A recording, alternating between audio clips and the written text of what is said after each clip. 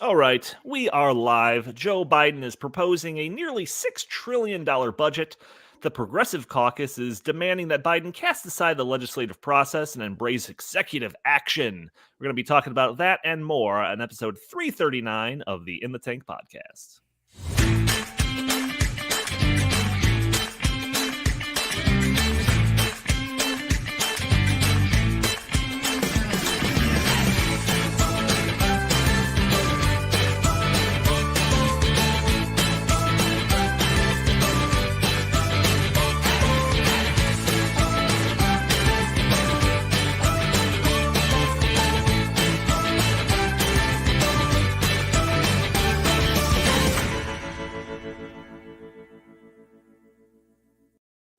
Man, Nate really does look super young in that intro. He mentioned it last week. Without his beard, he looks like 5 years younger. Anyways, welcome to the In the Tank podcast. As always, I'm your host, Donald Kendal. Joining me today, I've got Jim Lakely, VP of the Heartland Institute. How are you doing today, good sir? I'm doing just great. I just want to say this at the top. If anybody on this podcast makes a joke about Donnie's embarrassing medical condition, I will smack you across the face. I mean it. That's right. Jim's going to keep Donnie's name out your damn mouth. Thank you for censoring yourself to a degree. Got your back. Jim's just going to get up, walk off screen, appear on Chris's screen, slap him in the face. And then we're just going to keep going. Also joining us, we got Chris Talgo, senior editor at the Heartland Institute. How are you today, good sir? Doing good, Donnie. A little snow here in Illinois. Not my favorite thing, but we're holding down the fort here. Yeah, well, I did a radio hit today for Texas, and before I went on, they did like a weather update thing. They were talking about how it was like 80 degrees, and I'm over here looking at it snow, and didn't do my mental state any good. Lacing up his In the Tank boots for the first time, Jack McPherrin, research editor at the Heartland Institute. How are you today, good sir? I'm doing great. Baseball season is almost upon us. Go White Sox. But I also don't like the snow and would be displeased if we had to play baseball in it. Yeah, well, this is Chicago. You got to expect anything. So we got a lot of things to talk about today. A lot of things. But before we get into any of it, I want to put a request out there to our audio-only listeners, or a heads up to our audio-only listeners that are probably catching this show on a Friday. If you want to catch the show a day earlier on Thursday, you can join us live streaming on YouTube, Rumble, Facebook, Twitter, pretty much everywhere. Every Thursday at noon Central Time. You can join in the conversation, put in your comments, questions. Maybe we'll show your comments on the screen. Maybe we'll respond to your questions live on the show. Also, make a point to subscribe to wherever you're listening to this or watching this. And I will say that if you're watching this on the Heartland main channel, make sure to subscribe on our In the Tank podcast channel on YouTube. We made a separate channel for this show because YouTube threatened our mothership channel because of the things we talk about. And in an effort not to self-censor ourselves, we made a whole new channel where we can really just talk about whatever we want to, So help support free speech by subscribing to the In the Tank podcast channel on YouTube. Okay. So, Jim, when we were talking about the show, we usually have pre-show conversations. What are we going to talk about this week type of things. And I told you I didn't want to talk about the Oscars. I thought, by Thursday, no one's going to care about this. Any story that has anything to do with this is going to be talked about a million times by now. So let's just forget it. Obviously, you made a joke at the expense of it, which I think is completely appropriate. But I had this conversation last night when I thought, maybe I should bring this up on the podcast. And I think that Hollywood and Hollywood celebrities are quickly becoming irrelevant. And I'm curious about your thoughts on this. I don't know any of the winners of the Oscars. I wouldn't even have known that the Oscars were on if it weren't for the now infamous slap. And we're living in a world now where everyone younger than me essentially cares far more about TikTok stars and YouTubers and video game Twitch streamers. And it's just the idea of the big movie star, I think, is kind of fading away. Jim, what do you think about that?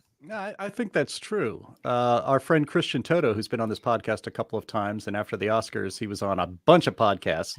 I'm sorry we couldn't book him this week, fellas, but we'll get him on again soon. But he talked about this, and I've seen stories out there about basically, the death of the movie star, and that's been going on for a while. Will Smith is probably that's one of the reasons why the slap heard around the world is had such, was so shocking. It's like, in an age of the declining movie star, Will Smith is probably one of the biggest ones out there left, right? He really rose to fame with Independence Day in the 1990s. Our culture was different in the 90s than it is today. Try to name a movie star. Tom Cruise maybe comes to mind. There might be a handful, that are, Ryan Reynolds. Is he really a movie star? Are these people at the level of like a Tom Hanks or a like Tom Hanks, for instance, Meryl Streep, right? But even their stars are fading. I mean, the last big movie Tom Hanks was in was called something. It was called News of the World. Oh, I thought it was Splash. Yeah, that was a little after that. And he was on another movie called, it was about U-boats. It was a American captain, Greyhound, I think it was, hunting German U-boats. Both of those things came out on streaming channels. Nobody cares. In fact, the best Oscar winner for Best Picture was a movie called Coda, about a deaf family, and that was on Apple TV Plus, which almost nobody has. So yeah, I was looking through the list of movies and stuff that were nominated and won stuff, and I was like, I don't recognize any of these movies except for like Dune.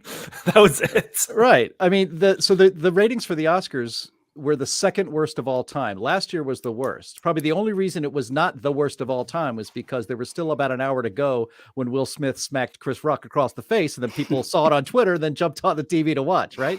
That's probably the only thing that kept it from being the least rated Oscars broadcast of all time. But you're right. With streaming now, again, the Best Picture Oscar was on a streaming service that not a lot of people have. If you were to rank them, it's probably fifth overall at best of what people have in their homes.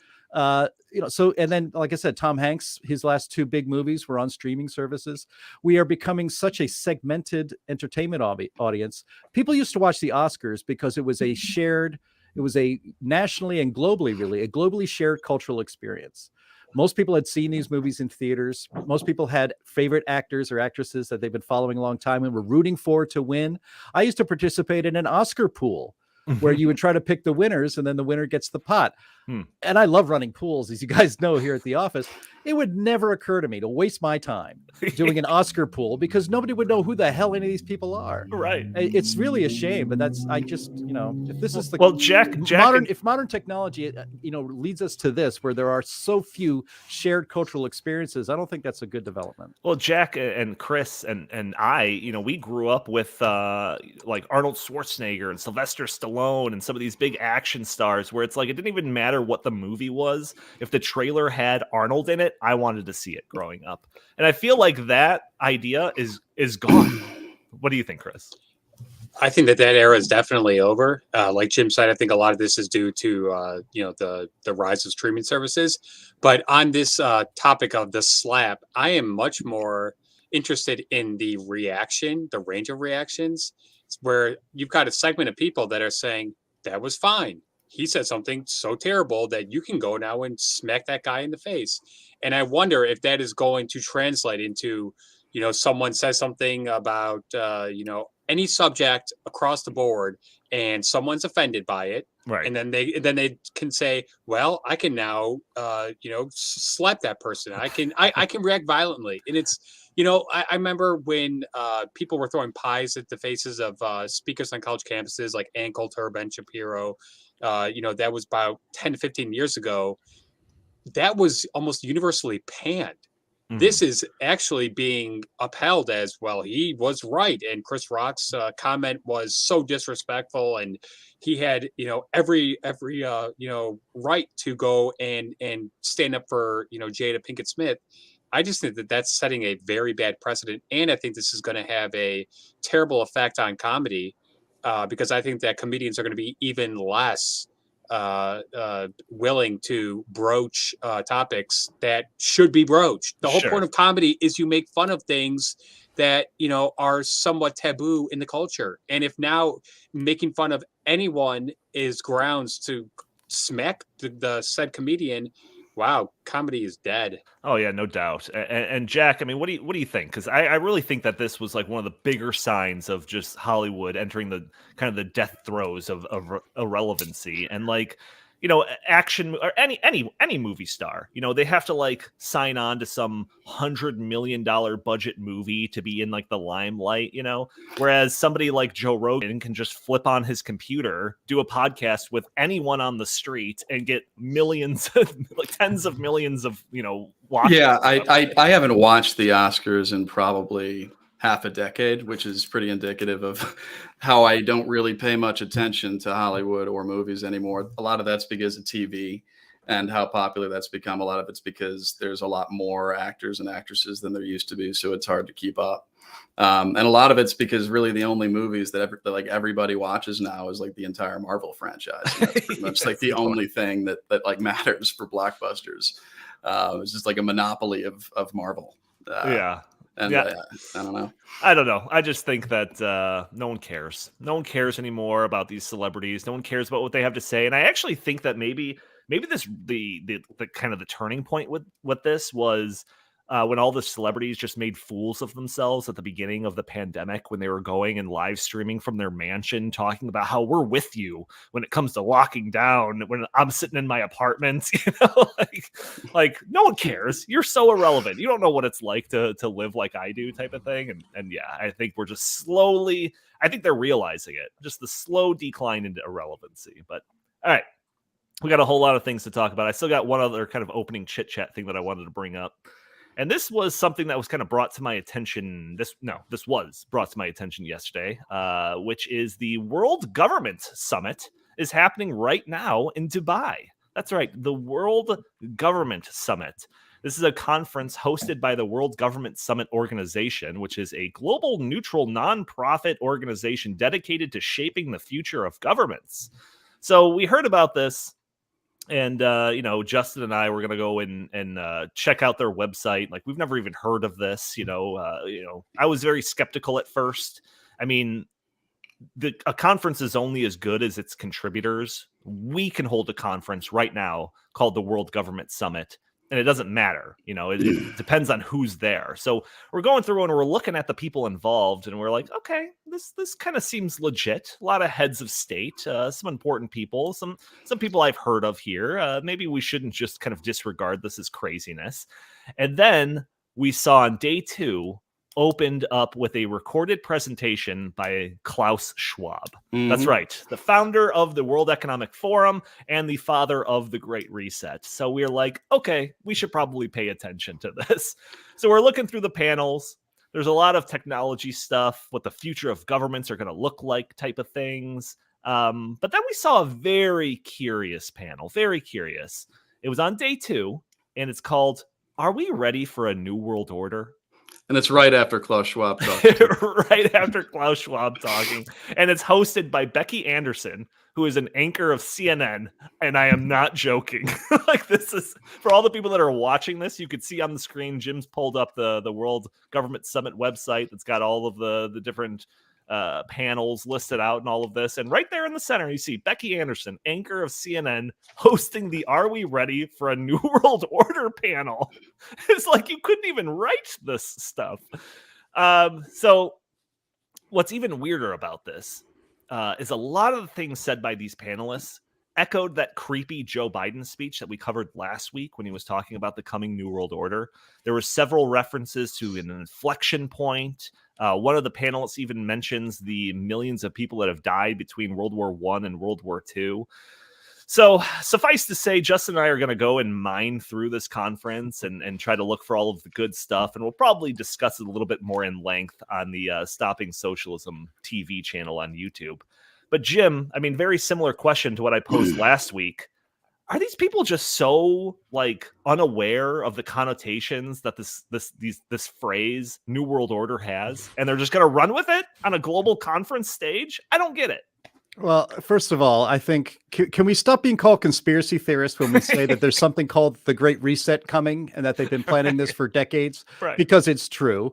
And, New World Order used to be, that was, if anybody who said New World Order was definitely had a fitted tinfoil hat, they didn't get the adjustable one. They had it fitted for their head because they had it on all the time. Yet here we are with the stuff. Look, it is true that our global elites, people who think they are better at running your life than you are, who think actually your freedom is a problem, have been meeting and have plans, if they are given enough power, to implement systems of life that you will not agree with. And they call it things like the Great Reset of capitalism into something that's less free. They call it the New World Order because even the phrase New World Order supposes that the current order is somehow wrong and broken. Mm-hmm. And the reason it's wrong and broken is because you have too much freedom. I mean, when I saw this actually the other day, I slacked with Justin, who might, let's cross our fingers, might be on the podcast today, a little bit late. But if you go through the agenda, it's like none of these panels, nothing on this agenda advances freedom or individual liberty even 1 millimeter forward. Right. It's all the opposite, actually. Everything that's on the agenda of these global government summits has to do with controlling your life. And it is not a conspiracy theory to point it out. And I really hope actually we can get tickets next year. I want to be able to cover this. It would be awesome to be there. It might be a little uncomfortable. You have to be looking around and they'll discover that you're not one of them.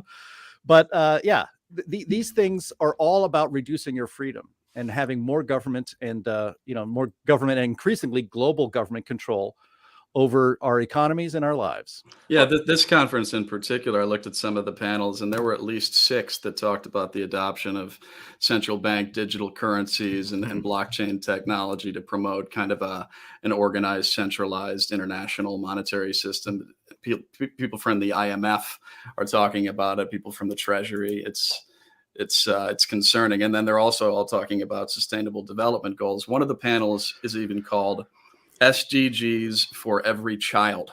So now we are going to somehow push sustainable development goals onto children. Good. So it's good. The sustainable goals for children is to not have any. Oh, right. Well, I mean, Chris, what are your thoughts on this? Like, is it just like an American thing where we hear these like, just the words world government and we hear the words New World Order and we're like, whoa, I don't like that.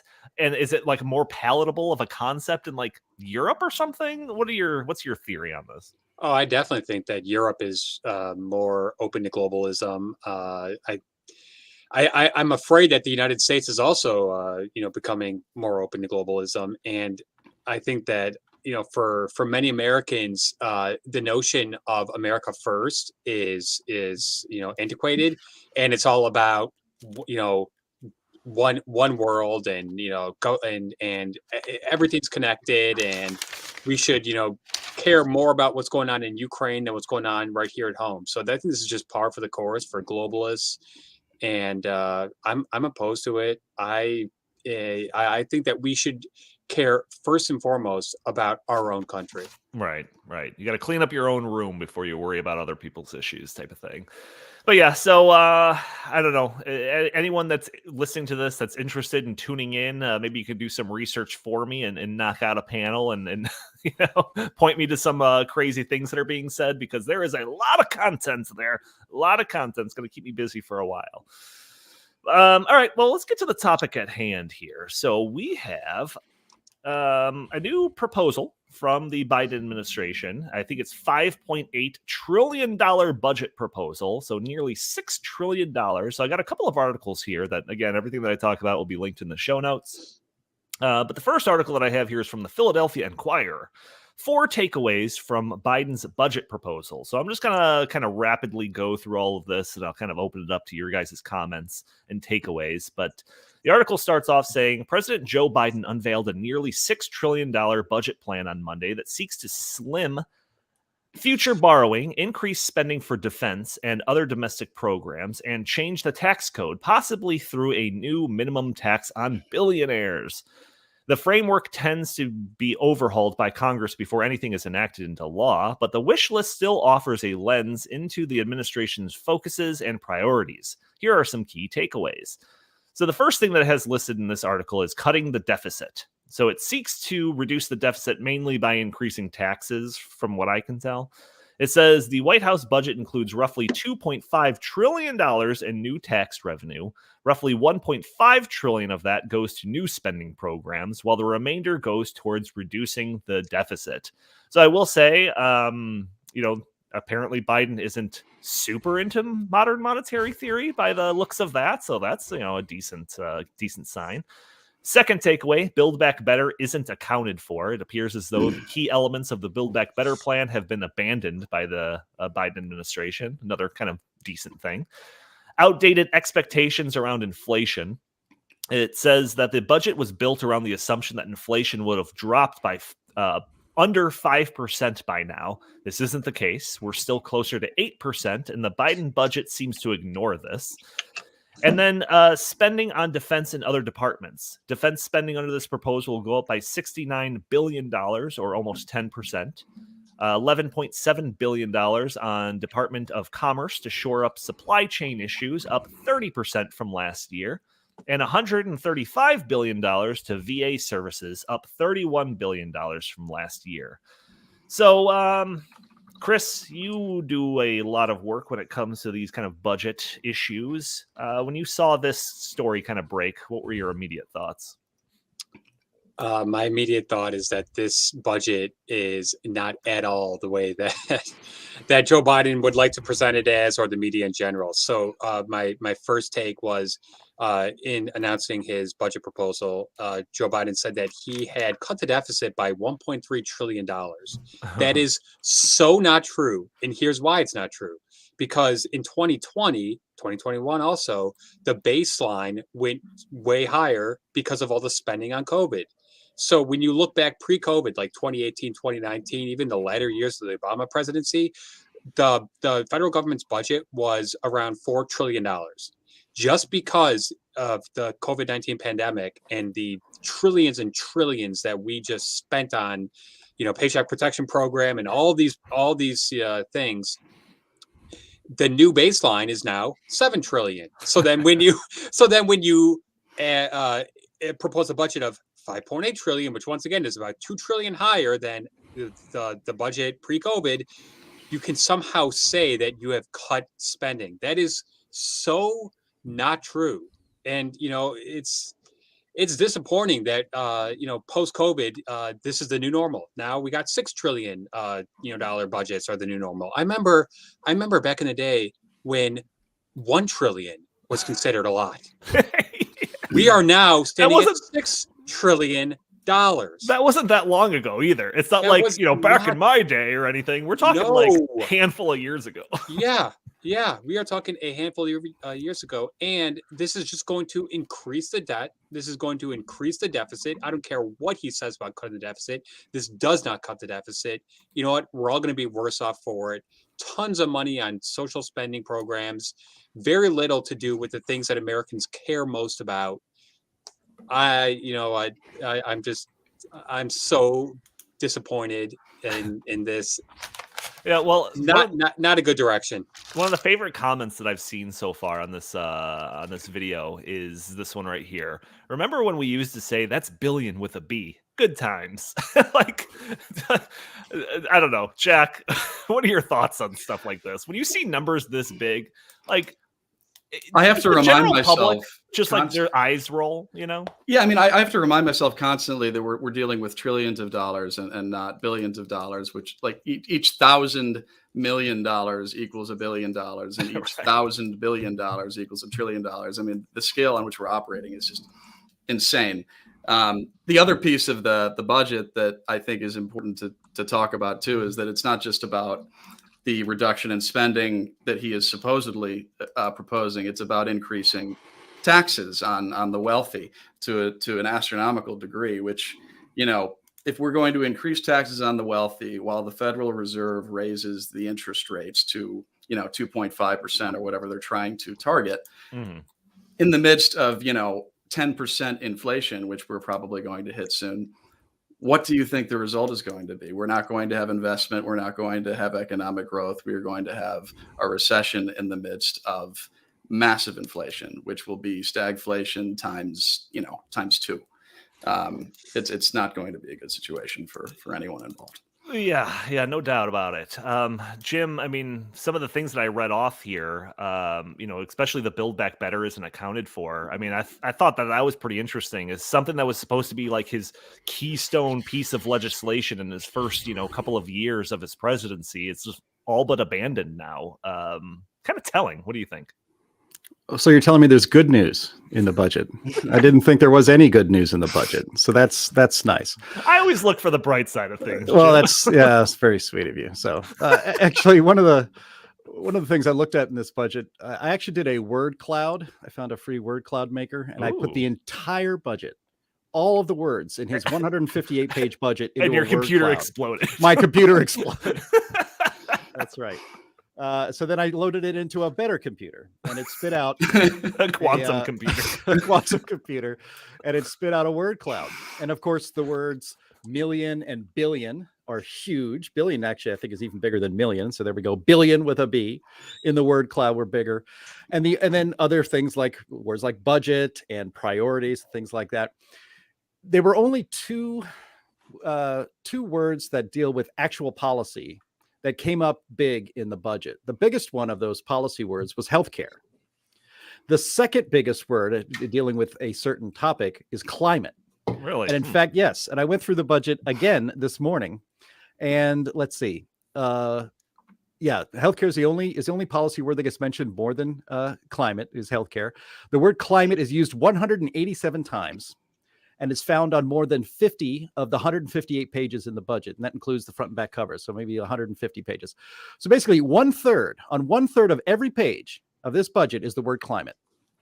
And, as he said, I think we had the clip. I don't know if we'll play it, but, if you want to know my priorities, look at my budget. Right. And so his budget is climate. And he says, in the preamble to the budget, it says the budget will, quote, strengthen our resilience to withstand the devastating effects of the climate crisis.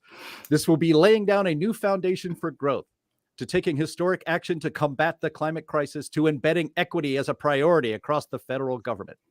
And so his budget gives $11 billion with a B in quote, international climate finance to, quote, accelerate the global energy transition to get to net zero emissions by 2050.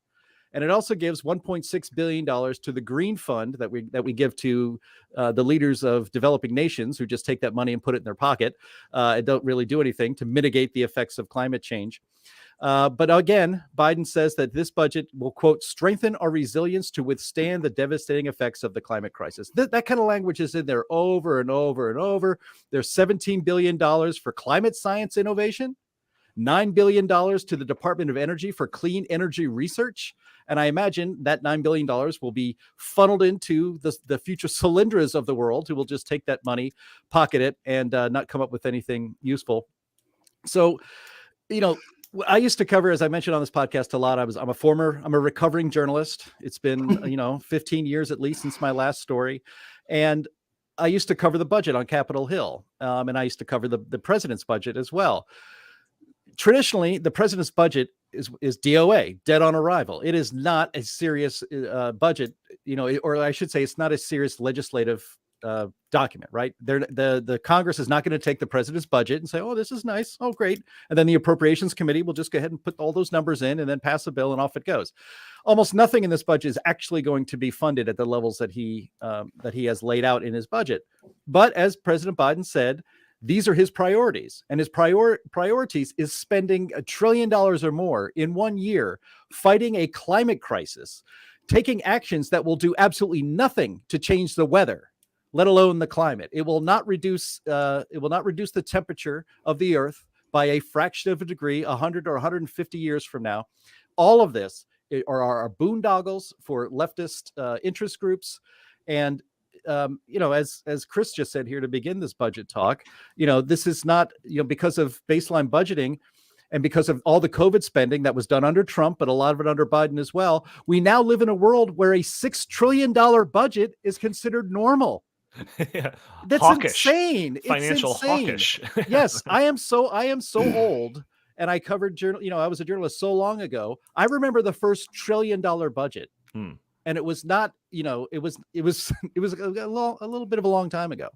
But we are now way beyond the Rubicon. So yes, Donnie, this is your favorite subject. Modern monetary theory is going to come, whether we like it or not, or whether anybody intends to do it or not, because that's the only way to sustain this ridiculous level of spending. Well, thank you for teeing me up for that, because I wasn't going to say this, but I will now. Of course. Is that with modern monetary theory, when faced with inflation, the quickest thing that you can do to help tamp that down is raise taxes. So if we're seeing here as a $1.5 trillion in $2.5 trillion in new tax revenue, I think that actually has less to do with redistributing wealth and all of that, but as an attempt to actually tamp down inflation by sucking money out of the economy. Now, of course, there's turning around and pumping it back in, but I do think that there's a little element of maybe we can help tamp down inflation by doing this. And Jim, I'm offended that you're going to speak on behalf of the president. We do have this clip of the president talking, and I think we should let him do the speaking. Let's see Joe Biden talk about stuff as well as he can. It's been a busy couple of days for all of you. By the way, this is as loud as it could possibly be. Joe Biden just talks like he's 100 years old. Let me begin by saying that thanking Director Young. You've heard me say this before over the years. My dad had an expression. He said, "Don't tell me what you value. Show me your budget. I'll tell you what you value. Don't tell me what you value. Show me your budget, and I'll tell you what you value." Well, the budget I'm releasing today sends a clear message to the American people. What we value. First, fiscal responsibility. Oh. Second, safety and security. And thirdly, the investments needed to build a better America. So can we just stop right there? A, because I don't want to listen to him talk anymore. But B, the number one priority is fiscal responsibility. Does anybody believe that? Like, seriously, does anybody believe that? No. It's a very simple answer. And Donnie, just to expand a little bit on the taxing side of this, what Biden proposed is, I think it's just blatantly unconstitutional. He wants to tax unrealized gains. How is that possible? Yeah, so explain that a little bit. Okay, so let's say you own $1 million of stock of Amazon, and you didn't sell any of that stock, but the stock, went up 20%. What they're saying is that you should be taxed on the 20% income, even though you didn't cash out that stock. I mean, hello, how is that possible? How is that? First, how is it possible? How would the IRS be able to determine that? And second of all, how is that constitutional in any form? Well, do you get a rebate if your stocks go down? That's a very good question. If you brought a crappy stock and it went in the toilet, does the federal government make me whole? At least get me back to even? I doubt it. I doubt that too. Yeah, I put a lot of money in pets.com, and I'm looking for my government check. I'm telling you what. Yeah, I don't know. Jim, how long was this? You said 158 pages long? 158 pages long, yeah. To spell out spending for $5.8 trillion. They must have been pretty brief in what they were talking about there. I would have figured that it was going to be a lot bigger. Well, it's just a narrative. It doesn't. There's no real substance to it, other than, again, like Joe Biden just said, outlining his priorities. His priorities are climate change, the climate change boondoggle. Well, that's number 3, and he grouped that in with just rebuilding a better America or whatever he had to say.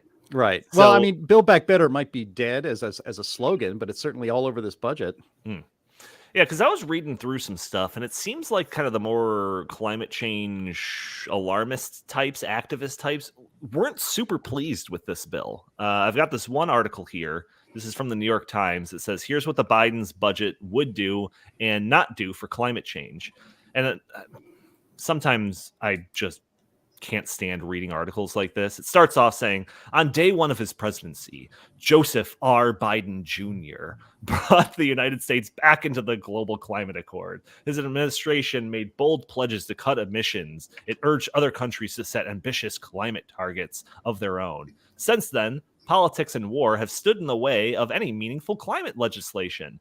Now the White House is taking another stab at advancing its climate agenda. In its $5.8 trillion budget request for fiscal year 2023, made public on Monday, it includes nearly $45 billion for several federal agencies to tackle climate change. It seeks to prepare us for the reality of life on a hotter planet. It does not include big-ticket items to enable the United States to pivot away from the combustion of fossil fuels, the main cause of climate change. So then even just in that, when it talks about the $45 billion, it's like, compare that to some of the other things that I said. $69 billion more going to defense spending. $31 billion more going to VA services. It's like, I thought climate change was going to have us all dead within I don't know how long now, 7 years, 6 years, something like that. We're all going to be dead. And you're spending just a little bit more on climate change than adding more to the VA services. I feel like this is another example of the rhetoric, the actions not meeting the rhetoric that's being espoused by these types of people. I don't know. What do you think, Chris? I disagree. I think, as you wrote in the Great Reset book, the plan is to pivot from COVID-19 to climate change. I think that, yes, to some degree, this budget does not have as much money going towards climate change as the radicals would like. However, as Jim pointed out, climate change is so primary to this budget that I think it's just trying to change the narrative where the United States government should be concerned primarily with climate change. And 10 years from now, this budget might set a precedent where we're spending trillions upon trillions upon trillions on it. I mean, every year we're spending more and more on climate change, and we're spending less and less on things that really matter, like revamping our military, the border. I mean, funding programs that need to be funded. Okay, well, what Jim's got on the screen right here, it is an extreme weather budget, and it talks about more money going to the United States Forest Service Agency to basically fight wildfires, more money going to the EPA to help prevent wildfires. It talks about studying environmental racism. It has more money going to fixing roads and bridges as opposed to building up more mass transit types of things. It talks about how drilling on public lands are likely to continue underneath a budget like this. So all things that I don't think are the wish list of your standard climate change activist type. What do you think about that, Jack? I think that it's almost like you were saying before, it's like Biden's rhetoric about how important, and everybody else around him, the rhetoric about how important climate change is doesn't quite match the money being allocated. He's proposing to spend $750 billion on the military, right? And he's going to spend $45 billion on climate total. Are those numbers correct? I think that's additional spending on climate. Maybe I am not entirely sure. Okay, I'll give them the benefit of the doubt. Either way, we do have a strong military, and I am all for making us a safer country. But I think that if Biden and the people around him truly thought that the world were going to end in a couple of years or a decade or 2 decades, they would spend less money on creating nuclear weapons, which is where a lot of our money in this budget is apparently going to be going to. And they would spend more money on climate initiatives. But because they're just using it as kind of a normative basis point by which to scare people and impose their power over us, they're just, they're not quite ratcheting up that spending to the degree that they might if they actually thought it was a reason for concern. Well, okay, so Jim, I mean, I've said this a million times, especially in regards to the Green New Deal and all of that, where it's like, if the world's ending, why spend $1 or 1 second on anything else but dealing with climate change? So I'm sorry if I'm going to dig my feet in on this, but I feel like all of this still does not match that rhetoric that the world is going to end. Thoughts? I mean, are you actually arguing that they're not spending enough on climate? Is that where we're at now? To match their rhetoric, that's all I'm saying. Yeah. I just don't think that they actually believe the world's going to end, and I think this is evidence of that. Yeah, I think that's, I go back and forth on that. Do they actually believe it? I think a rational thinking human beings should not believe that human activity is going to cause, a climate crisis, that we're going to be displacing 1 billion people who live in low-lying areas, that we're going to have 1 billion climate refugees by the end of the century. I don't think anybody with an operating brain thinks that's going to happen. But I think there are a significant number of people who think that, who actually have bought the, have drunk the Kool-Aid, as they say, who, and so their names are just not Joe Biden. They're just, well, look, we've talked about this a lot. For the global left, just as COVID was, it's an excuse. It's a pretext to more spending and more control. It's the perfect one because it can never be, it's kind of disprovable because their predictions are all in the future, so far in the future that they'll all be dead, but they'll get all the money and control now to prevent something that they say is going to happen based on the computer models 100 years from now. And then when rational thinking people point out, well, you've been doing these climate models for about 40 years and none of your predictions have come true. Not even close. They're way off the scale, that we're supposed to be a lot warmer now based on your models from 1980 than we actually are. So why should we believe anything you say in the future? Shut up, give me your money, and do what you're told. Right. Is basically their only answer, and that's Stop why eating red meat.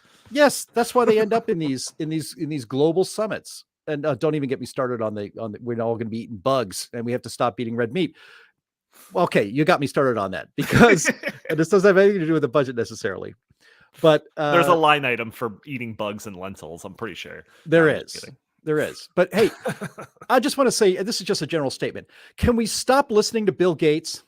Right. Why does Bill Gates get to decide global policy on vaccines and now on meat? He said the other day that, the wealthier countries to battle climate change are going to have to develop and get used to eating synthetic meat. Maybe poorer countries, they can still raise cattle and slaughter them and eat them for protein. But the rest of us, we're going to have to get used to synthetic meat and, of course, eating bugs for protein like that. Bill Gates says that. He says he's on every news show he was for the last 2 years talking about vaccines. Bill Gates is one of the luckiest billionaires of all time. Yes, he developed software 30 years ago by stealing Xerox's patent, technology and applying it to software, right? Allegedly. Allegedly. And oh my God, now we're dead. I mean, Bill Gates is rich enough to have me killed, and no one will be the wiser. But why are we listening to him? Why is he a vaccine expert? Why is he a climate change expert? Why is he now a meat expert? You can use your imagination. But we should stop listening to these people. But he is so useful for the global elites. And again, do you think Bill Gates is going to be having synthetic steak 10 years from now when they develop that in the United States, even though he's in a rich developing country and we in the rich developing country should get used to less? No. He'll have, Wagyu steak flown in from Japan just for him. All of these elites will live their lives no differently than they do right now. In fact, their lives will be better when the globalists get control of us due to fighting climate change. And I think that's the big takeaway about Biden's budget, is that it is so almost singularly focused on battling the climate crisis. Everything's a freaking crisis. And so Biden's budget and Biden's administration is bought in with all of these world government people, like the World Government Summit we talked about at the top of the podcast. That's what this actual budget reflects. So if you want to know what Biden's priorities are, it's ceding American sovereignty and our economy and our way of life to globalist planners around the world. Yeah, gentlemen, if you have any comments on this, I want to move on to our next topic, but I'll open it up to you if you have something to say. Just one quick. So you were talking about how the spending on climate initiatives seems rather insignificant. I would argue the opposite. Go look at any federal budget from 10 to 20 years ago, and once these programs are created, they grow. So yeah, we're talking 23 billion now, 10 billion, 8 billion, 9 billion. But hey, guess what? A decade from now, 2 decades, 3 decades from now, that is going to be hundreds of billions. So I don't even want to let these things be created in the first place. Oh, sure. Yeah, it's the whole camel's nose under the tent type of thing. Exactly. Right. They're just trying to get their foot in the door and make all these new federal programs about fighting climate change. And trust me, it'll grow, it'll expand, it'll get way worse. So let's nip it in the bud. Let's not let it even happen in the first place. Thanks for popping that comment there on the screen there, Jim. Thanks, Michael Morris Peters. 4 idiots on screen at the same time. That's wonderful. All right, idiot number 1. Let's go to topic number 2. How about that? Yeah. All right. So as we've discussed on multiple occasions on this podcast, the Biden administration has had a terrible first year. No good, very bad. Terrible first year. Raging inflation, policy failures on basically any front you can imagine. The inability to pass what was supposed to be that keystone piece of legislation, Build Back Better. This has obviously frustrated the Biden administration, but it's also frustrating parts of the Democratic Party that thinks Biden is too moderate to begin with. They're thinking, we can't even get this stuff passed? How about all the crap that we want passed? Like, is it ever going to happen? So they're looking at the writing on the wall and realizing that this isn't going to go well for them come election time. AOC is quoted in this piece that I have in the show notes in this Blaze article, talking about how the Biden administration failures is leading to a collapse in support from younger generations, and that there is, quote, trouble ahead, come election time. So their strategy, well, cast aside the legislative process and embrace executive actions. So Congressional Progressive Caucus released their executive action agenda of 2022. And in it, they have a laundry list of things. 1, lower healthcare costs. 2, raise wages and expand worker power. 3, address climate change and reduce dependency on fossil fuels. 4, cancel federal student loan debt. 5, advance immigrants' rights. 6, deliver on promises of equal justice under the law. 7, invest in the care economy. And 8, regulate for economic and tax fairness. So tell me, Chris, is this just a wish list of things that they want, or do they actually have details on how to specifically achieve some of these things? Well, it's both. It's a wish list and they have details, but I hate to break it to them. I taught American government for a couple of years, so I'm pretty familiar with the constitutional process and how the legislative process works. Last time I checked, Congress writes laws. The president doesn't write laws. The president executes laws. He's why he's in charge of the executive branch. Oh, the executive branch. Yeah, yeah. So separation of powers, checks and balances, all those things, they just want to, throw them out the window and just say, okay, we want President Biden to use executive authority, executive actions to just do everything that we want to do that we can't do because we can't get 60 senators to vote on these things. All right. AOC just had an interview with New York Magazine, and she just laid into Joe Manchin about how he is single-handedly upholding, all these progressive laws that would make everything, great and would improve, the lives of all, for all Americans. That is not true. First of all, most Americans actually do not support these programs. And second of all, we do not live in a monarchy. The president cannot just, write an executive order and then that just becomes the new law of the land. I mean, this is, wow. It's scary that prominent members of Congress are even advocating for these kind of things because, back in the day, Congress was much more concerned with protecting its power. And they were very concerned with a out of control president. But now it's like everything is flipped on its head. Now Congress, let's just abdicate our responsibility and you just do everything on your own. Wow. Right. Yeah. So, I mean, Jack, as far as I've been politically conscious about stuff, the idea of executive orders going back to, George Bush days was like a thing to be concerned about. And each successive president has either matched or exceeded the amount of executive orders that have been pushed by that have been signed into law or whatever by George Bush. But it's the scope of the executive orders that matters. But is this just the new norm? Has the Overton window shifted so much that this has just become like expected, I guess? What do you think? I'm Jim? not sure. I think that yes, Bush signed a lot of executive orders and so did Donald Trump, but Biden's on pace to outpace Trump. And I think that if you aggregate all the executive orders for each president signed since FDR, Democrats have signed twice as many executive orders as Republicans have, because they are all about, leapfrogging the political process to the greatest extent that they possibly can to impose their agenda. And one of the funny things about AOC's comment is that why is it needed to use those executive actions now before the midterms? Because the whole point is that right now they have the power to actually, complete these agenda items democratically, because they have control, or democratically, they have control over the legislative and the executive branch of government right now. Once they ostensibly lose control in November, Biden will still have the power to push through these executive actions. Right. It's not like he's going to lose that power. So the urgency kind of strikes me as disingenuous.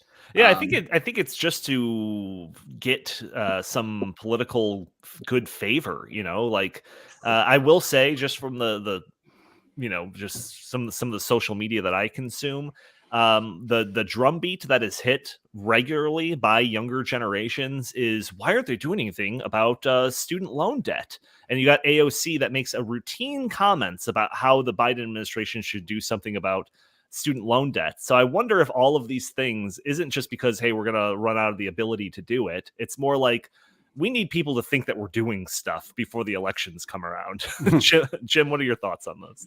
Well, look, we have it up here on the screen, and this is a piece at stoppingsocialism.com by our Chris Talgo here on the podcast. And idiot number 4, I think, or 3, maybe. Yeah, he's idiot number 3. I'm number 2. Jack's 4 for today. But I mean, just looking at this, this. You see AOC and the CPC, which is the Congressional Progressive Caucus, demand that the president just take executive action to do the things that they can't get legislation passed to achieve. Basically, this is an 8-point Build Back Better plan, and it would be, I'm sure, in her mind, just a small down payment on what really needs to be done in radical leftism. And look, one of the items here, in Chris's piece here, is, well, number 8, regulate for economic and tax fairness. Tax law is written by Congress. It actually generates out of the House of Representatives. And I think that's the way it is done. You don't just get to, again, I think the title, the headline of this thing here is Congressional Progressive Caucus wants to crown Biden king, right? So a king can just decide the tax rate's going to be 20% starting right now. And we're going to take 20% of your stuff. That's it. That's what kings get to do. That's not what presidents do. That's what Congress, if Congress wants to enact, these kinds of tax laws, they have to enact them. And then the president has to sign them. And if you don't have enough support in Congress for a huge tax increase, that's because there aren't enough American people who want big tax hikers in Congress to do that. And that's the way it's supposed to work in a representative republic. But the left they are tireless. They never get fatigued with trying to advance a radical agenda. But what they also are is in many ways they're patient. That's why there's been this Gramscian march through the institutions where the left has taken over basically everything in our government and culture, especially the deep state. But they always seem to be in a hurry. They're so impatient. They don't want to argue for their policy positions. They just want to impose them. And you'll learn to like it, I guess. That's just not the way it works in America. And nobody's going to want this. And that's why they're going to get shellacked, as Obama put it in his first midterm, this coming November. Look, address climate change and reduce dependence on fossil fuels. You can't just sign a piece of paper and have that happen. We are extremely dependent on fossil fuels. Even environmentalists understand. Even some of the radical leftist environmentalists understand that we can't stop using fossil fuels tomorrow or even next decade. This is something that if you want to do it, if it's worth doing, it's going to take many decades to transition to that point. But because there's a crisis, because we're all going to die, we have to do it right now. And what does doing all of these things by presidential decree, let's just pretend you sign a piece of paper and then reality follows what was on that piece of paper. What is the result of that for you and me? A miserable life. That's what happens with all of this stuff as it was implemented. Getting off fossil fuels, we're all going to starve and freeze to death. Impose higher taxes or tax equity. They're going to take away at least half of your money, probably more if you are, but they say they're going to tax the rich. but they're not going to be taxed actually out of existence. They're still going to exist, but everybody in the middle class is going to be miserable. So no wonder they want Biden just to sign a piece of paper and make these things happen, because none of the points on the Congressional Progressive Caucus's agenda has any cachet with the American people. There is no public support for any of these radical ideas, and that's why they just have to urge Biden to try to sign a piece of paper and make it happen. I also find it pretty ironic, Donnie, that they call themselves the Congressional Progressive Caucus, but they definitely want to regress back to the colonial days where we were at the mercy of a king. It's like, are these people ignorant of history? Are they ignorant that we fought the American Revolution because we did not want to be told what to do arbitrarily by a king? Well, is this like the first time that something like this has ever been presented? Like this list of executive orders that we want the president to just sign? Like, it seems like a very like, I don't know, it like sets a precedent, but it just seems like such a, I don't know. Well, I mean, in terms of American history, I think it is absolutely the first time that a group of legislators, I mean, Right. I cannot make this point strongly enough. A group of legislators is saying, we do not want to do our jobs, so we want you to take our jobs for us. Throughout American history, the legislative branch has been very concerned with an overbearing president. Even in modern times with Nixon, with George W. Bush, with Donald Trump, of course.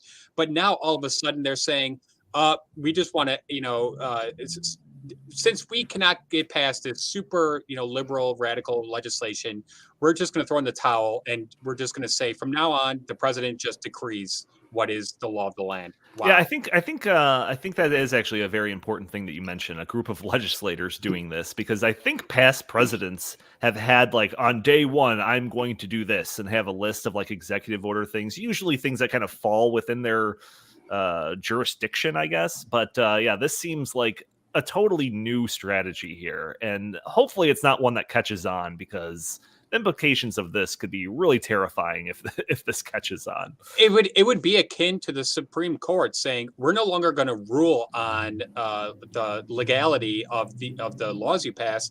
We're just going to allow the president to do it. Yeah. I mean, we're going to give up judicial review now. Yeah. Go ahead. Yeah. Could you imagine? We're just going to let Joe Biden decide on whether or not this is constitutional. Well, to be honest, if there's, more Ketanji Brown Jacksons on the Supreme Court, yeah, I could see that happening in the future. Oh, gentlemen. One other just last thing that I want to touch on very quickly. We only have a couple of minutes left. Jim sent this article to me that was an article about how there was a youth climate strike going on this past Friday, apparently, in 750 cities across the world. However many thousands of kids turned out to do this protest. And he sent this to me, I think, on Tuesday. And I looked at it and I was like, that happened? I didn't know. I was more aware of the Oscars than that global protest going on. And that is saying something. And it just made me think, like, is this like the lowest point the climate activists have ever been on? Like, between that, what was that, IPCC report number 6 that came out, and then it was like, something happened in the news and just nobody talked about it, to Greta Thunberg, thumbing her nose at some of these elites and telling them to stick their climate crisis up their, whatever expletive. And, there's been a couple of other things that have happened where it's just like, I don't think anyone cares about this anymore. Well, Donnie, maybe people our age don't care, but I can guarantee you that the younger audience cares. And even when I was teaching high school 5 years ago, trust me, every single student at that high school thought that climate change was the most pressing problem. I think that, like Jim said earlier, the left is very good at infiltrating these and playing the long game. They are definitely playing the long game with this. I just know that they expected this agenda to be a little bit further down the road than it is now. Like, obviously, I'm very, very well aware of all of the stuff that's happening and how they are actually pushing through this agenda. I was a contributor to the Great Reset book, and one of the big core foundations, justifications justifications for all this action as climate change. I'm very aware of all of that stuff, but it still feels like they have to electroshock people into caring about this. But if you look at the polling of youth on the issue of climate change, it's off the charts. They supported hook, line, and sinker. It's people that didn't grow up with the indoctrination and the brainwashing like us that are still somewhat skeptical. Or they just grow out of it. And it's just like, you've been telling me that the world's going to end since I was in grade school, and it hasn't. Right. So I don't know. Gentlemen, last words, anything you want to get off your chest? Any words of wisdom, anything like that before we sign off for the show? I just want to add to the climate youth stuff. I mean, I think reality is going to hit them in the face. I mean, they're actually going to have to choose. At some point, they have to realize that all that stuff you plug in that you really like, that's going to be so expensive that you won't be able to do it anymore. That what you've been told that we need to do to save the climate is not compatible with the way you want to live your life. But most of these kids are still living with mom and dad. They're still on mom and dad's insurance. They don't really have any real responsibilities. Once they do, and then they see, and because we're going to see this stuff is coming. We're starting to see it now in certain states. You see it in Germany. Germany's energy rates right now are the highest in the world, because they've gone only a little bit of the way down the stupid green rabbit hole. If the entire world went that way, the amount of misery would be so vast that we'd actually turn it around fast. And that's what's interesting about the climate agenda people, is that there's a conflict, I think, going on there. The youth especially will want to do it right now. We have to go fast right now. But the adults in the room realize we can't go that fast, because then everybody will see, like Germany, that this is a complete disaster. So we have to do it slowly. So that conflict, actually, I enjoy watching. Yeah, absolutely. All right, gentlemen. That'll do it for this episode of the In the Tank podcast. Please subscribe, rate, or review for us on iTunes if you haven't already. It'd be greatly appreciated. Also, make sure to subscribe to our YouTube feed, In the Tank podcast on YouTube, or the Heartland Institute channel on YouTube. Like I said, if you're listening to this audio only, you're probably catching this on a Friday. You can join us a day earlier on Thursday at noon. Join in the live conversations, put up your comments and questions and all of that, and we will incorporate you into the show. If you'd like, you can follow us on Twitter at In the Tank Pod. And I think I already mentioned all the other stuff. Jim, where can the fine people find you? You can find me at Jay Lakely on Twitter, at Heartland Inst on Twitter, and always visit heartland.org. Oh, I forgot that one part. If you have any comments, questions, suggestions for the show, feel free to email us at inthethinkpodcast@gmail.com. How did I forget that? Chris, what do you got to plug? StoppingSocialism.com. Fantastic. Heartland.org. A lot of good stuff on those websites there. And Jack, I don't think you have any social media to follow, but you've got something to plug, don't you? The 1818, which is Stopping Socialism's companion site. Check it out. Yeah, the 1818.com. Thank you all for joining us. Make sure to tune in next week